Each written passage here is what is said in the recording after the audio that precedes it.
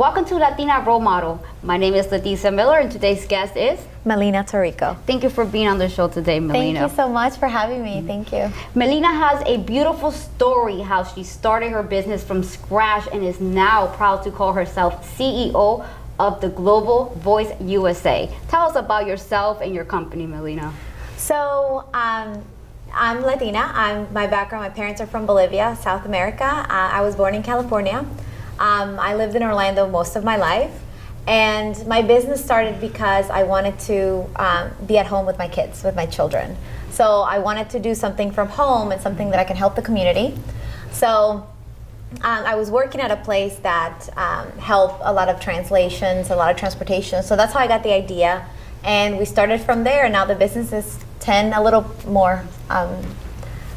years old or more, a little bit, so yes.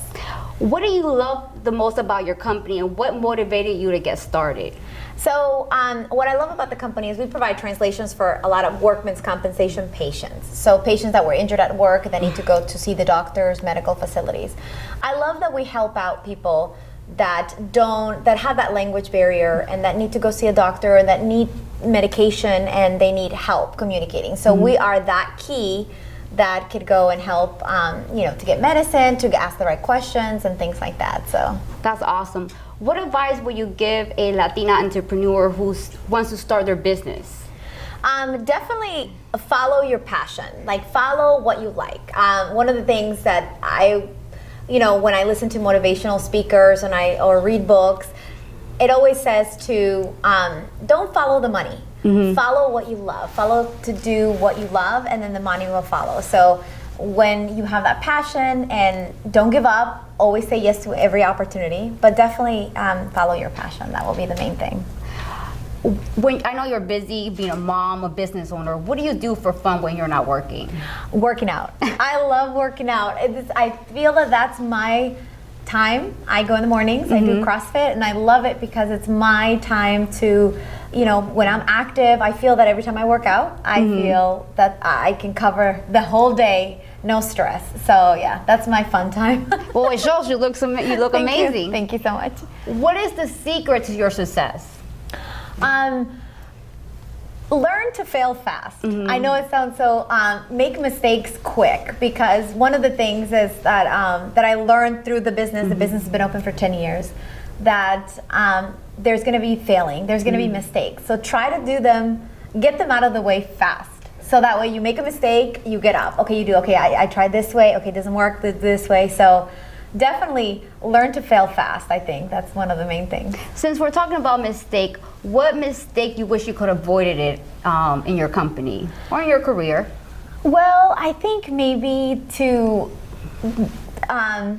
if I try the same thing twice or 3 times, knowing that it failed, and my hard head said, okay, I'm going to do it again, and knowing that it's not going to go through, and not being so open-minded about trying other things. I think sometimes we get so comfortable in our comfort zone, but the magic happens when you're outside of that. So I guess learning how to be outside of your comfort zone, for sure. Who were your model growing up? Who did you look up to that inspires you to be as amazing as you are? Well, definitely my parents. Okay. My mom, she was an entrepreneur. When she was pregnant with me, she would go and she was a salesperson, and she would go knock on doors to sell stuff, and she would tell me the story.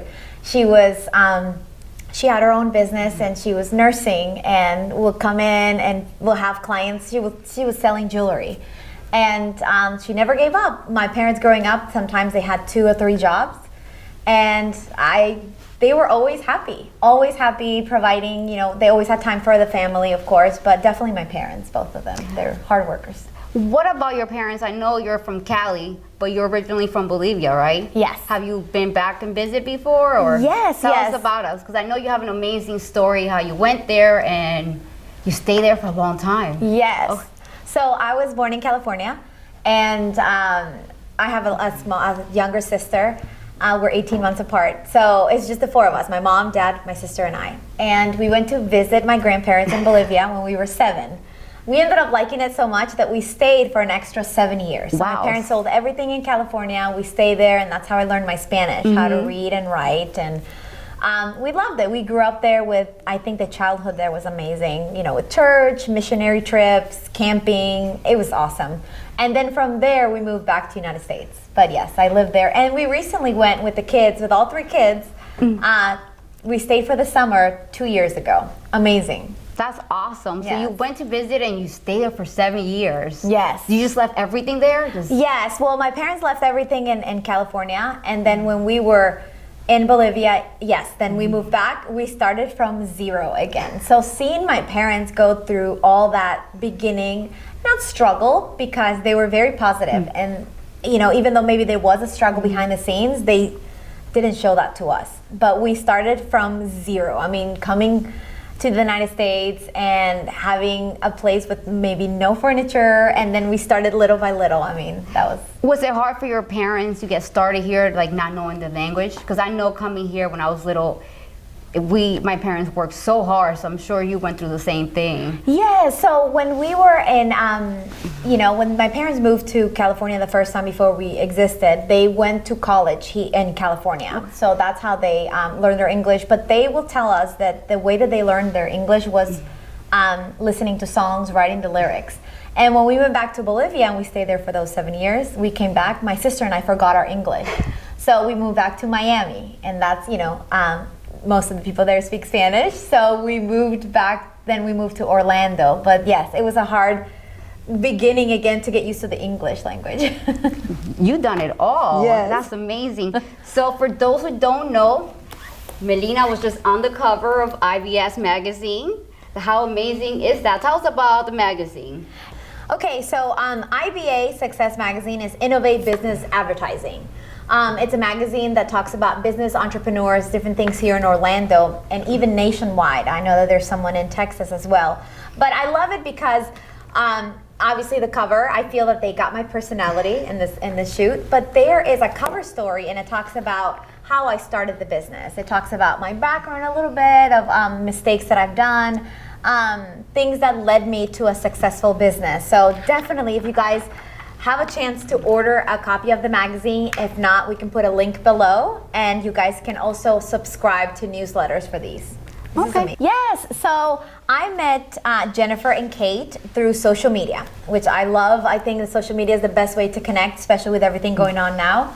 And we started talking about what I do and helping others, and she said, hey, we're running a contest. We would love for you to participate and kind of tell us a little bit about your business. So one thing I learned throughout my business career within these 10 years is that never say no to an opportunity or a door, you know, that's opening. Never say no. So I jumped in. I remember the last day of the contest, and they're like, hey, are you sure? And I submitted my video. We had to submit videos to talk about the company. And from there, it went viral. And I mean, I won the contest, and I'm so happy about that. Your parents must be very proud. Everybody in Bolivia, cousins, my parents, everybody is so happy.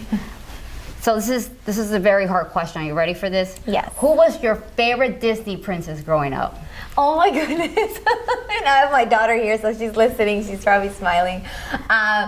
Actually, to be honest with you, Jasmine was my favorite. Oh, my favorite by far. I have a coffee mug of hers. We still love we watch the Aladdin movie all the time, but yeah, she was my main one. That's awesome. Before we close, what advice will you give young Latina who wants to start a career?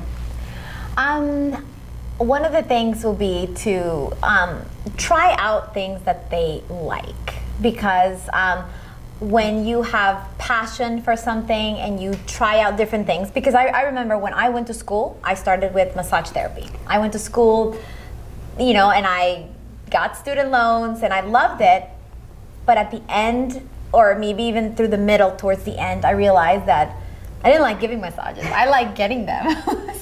But I tried.